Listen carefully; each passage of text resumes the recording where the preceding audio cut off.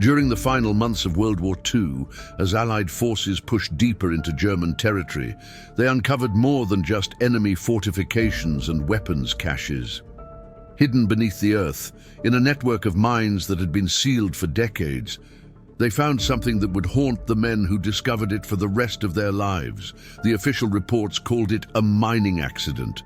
The men who were there knew better. What they heard coming from those shafts, what they found in the deepest chambers, defied every rational explanation. This is the story of the screaming mines and the German files that were supposed to stay buried forever. Before we descend into those depths, I need you to do something for me. If you've been watching these videos without subscribing, now's the time to change that. We're building a community of people who want to hear the stories that don't make it into the history books, the accounts that get filed away and forgotten. Hit that subscribe button and turn on notifications, because what we're about to discuss is just the beginning. There are more stories like this, more files that were never meant to be opened. And if you make it to the end of this video, I want you to leave a comment telling me what you think really happened down there. Now let's talk about what the Allies found in the spring of 1945. The town of Nordhausen sits in the Harz Mountains of central Germany, a region known for its dense forests and extensive mining operations that date back to the medieval period. By 1945, this area had become something else entirely. The Nazis had transformed the old mining tunnels into underground facilities, using slave labor to construct weapons factories safe from Allied bombing raids. When American troops from the 104th Infantry Division entered Nordhausen in April 1945, they were prepared for what they might find in terms of war crimes and human suffering. The concentration camp at Mittelbau-Dora, connected to the tunnel systems, had already revealed horrors beyond imagination, but there was one section of the mines, sealed off even from the SS guards, that no one was prepared for. Private First Class Daniel Rothman was part of the initial reconnaissance team sent to map the tunnel systems. He kept a detailed journal during his time in Germany, entries that his family donated to a military archive in 1987, decades after his death. In those pages, he describes the first time they approached what the German workers called the schreienden Schächte, the screaming shafts. It was 3 days after the town's liberation. The main tunnel complex had been secured, and engineers were assessing which sections could be safely entered and which needed to be permanently sealed. Rothman's team was tasked with checking a series of older shafts that appeared on pre-war mining maps but weren't connected to the Nazi weapons facilities. The entrance had been bricked up, but not recently. The mortar was old, dating back possibly to the 1920s or earlier. What struck Rothman immediately was the silence. Throughout the main tunnel complex, you could hear the echo of boots on stone, voices calling out, the sound of equipment being moved. But as they approached this sealed section, all of that seemed to fade away. He describes it as walking into a pocket of absolute quiet, the kind that makes your ears ring. The engineering officer, a lieutenant whose name Rothman never recorded, ordered them to breach the wall. They used pickaxes rather than explosives, not wanting to risk a cave-in. As the bricks came away, Rothman writes that the air that came through was not stale as you'd expect from a sealed space.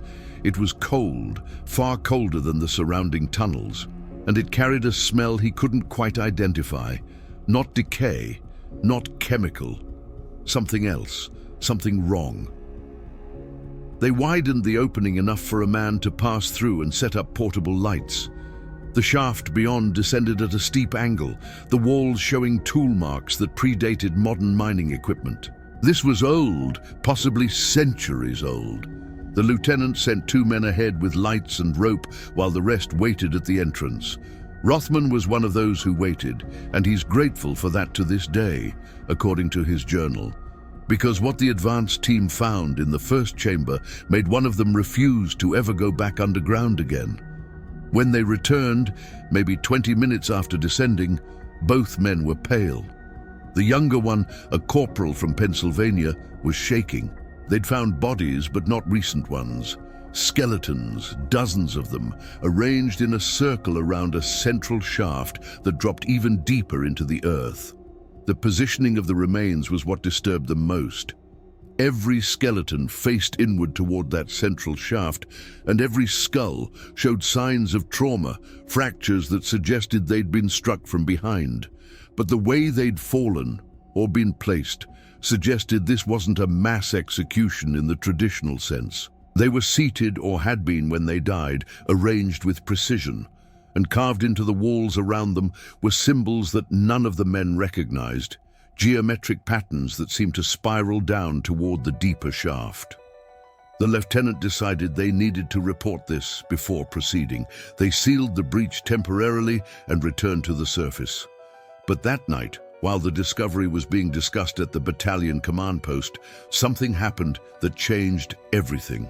The guards posted at the tunnel entrance reported hearing sounds coming from deep within the sealed section, screaming.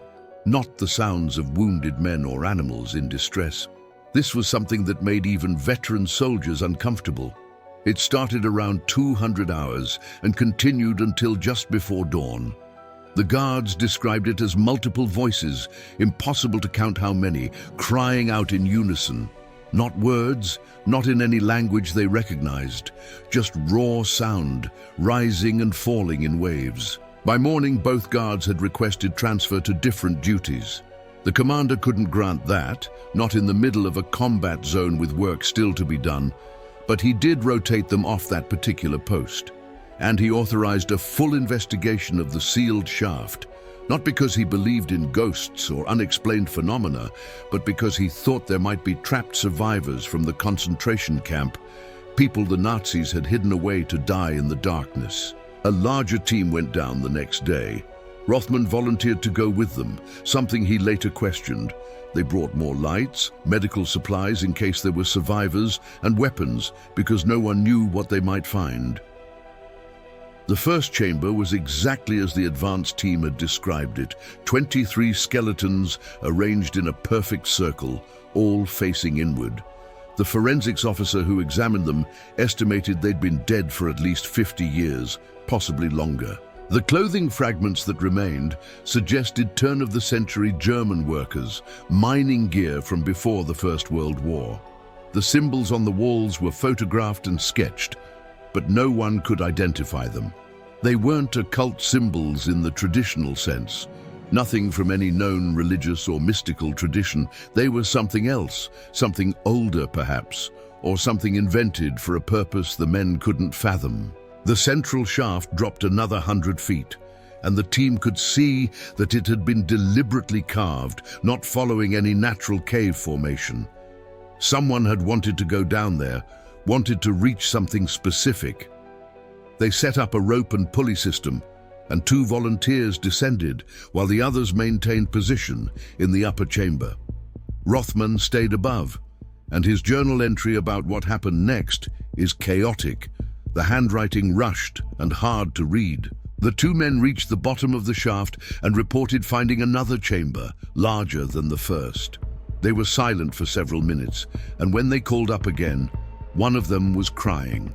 They'd found more remains, but not arranged like the first group. These were scattered, torn apart, the bones showing signs of being broken while the victims were still alive. And in the center of the chamber was a door. Not a wooden door or a metal hatch. The men described it as stone, carved with the same symbols that covered the walls above, but these seemed to move in the light. Rothman writes that he thought they were joking at first, trying to scare the others, but their voices didn't sound like men playing a prank. They sounded terrified.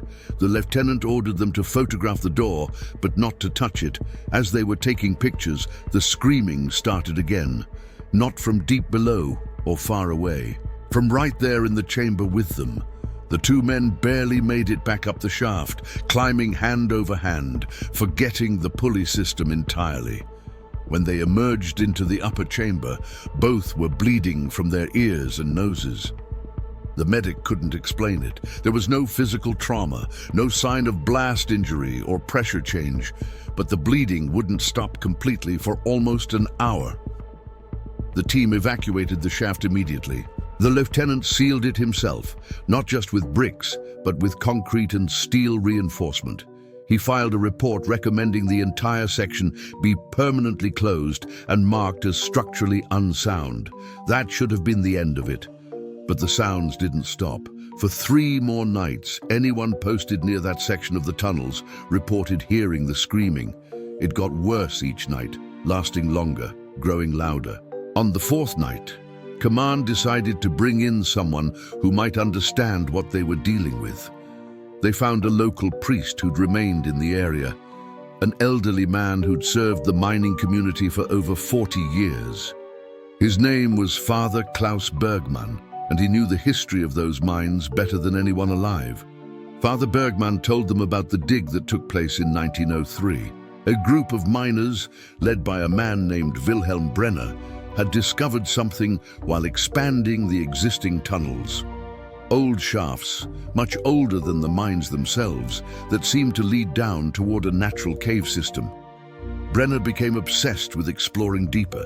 He claimed to have found ancient texts in a monastery archive that spoke of something buried beneath the mountains, something from before the coming of Christianity to Germany. He convinced 23 men to join him in a final expedition, telling them they would find wealth beyond measure, artifacts that would make them all rich. They descended with equipment and supplies meant to last a week. They never came back up. The mining company sealed the shafts, and the families were told it was a cave-in, that the bodies couldn't be recovered.